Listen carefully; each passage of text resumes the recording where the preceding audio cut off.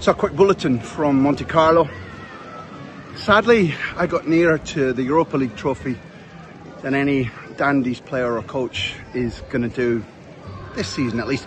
But the Conference League, well, it's not my place to tell all the participants in today's draw, but it's pretty much in the bag already. Third European start, yes, I see it coming. But to go from my current location to where I'll be at the weekend, which is in Madrid, co-commentating on matches, I think that, if not the standout match, the one where Europe is holding its breath and thinking, will the Spanish champions lose at Vallecas, which they've done recently. It was enough to spell the end for Ronald Koeman. Last season, they were getting a chasing and a doing until Dani Olmo came on and played in a revolutionary style and opened Rayo up and turned the match in the favour of Hansi Flick and his team.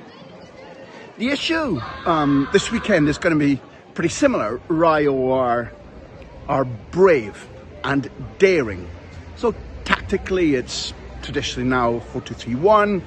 They do like their fullbacks Chavarria and Rayo, sometimes Bailleux, to overlap, to press other teams' wingers, particularly Barcelona's wingers, who you'd expect will be Lamine and Rafinha.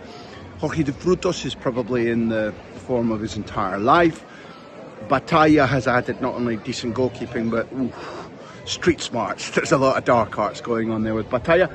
In general, they're a really enjoyable watch, and their 4-0 home win for a 5-0 aggregate sends them through to Europa League or European competition for the first time since the 90s, and it's a moment of celebration at Vallecas, a moment of pure joy when this spunky little club, led by a president who is politically far to the extreme from the club's concept, the club's identity, the fans, particularly the fans' identity, and yet it's working because he's hired well at director of football level, he's hired well at coach level, and the group of players is extremely good.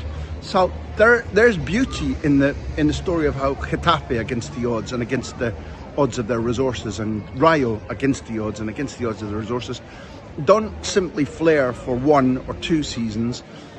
They keep punching above their weight and proving their worth in La Liga. One of the issues this weekend will be that the last few days, and particularly last night's match at Vallecas, where Rayo won so handsomely, has shown the pitch to be in bad condition, really bad condition. What Isi Palazón has admitted revealed is that for whatever reason, their training ground is out of commission, and they have been training every single day on the match surface at Vallecas. And really, in all honesty, when I talk about the two wingers and the battle that they're for Barcelona that they're going to be given by the overlapping fullbacks of Rayo, it's particularly down the touchlines where it's patchy and lumpy for turning an ankle or for controlling a ball. It's going to be old school.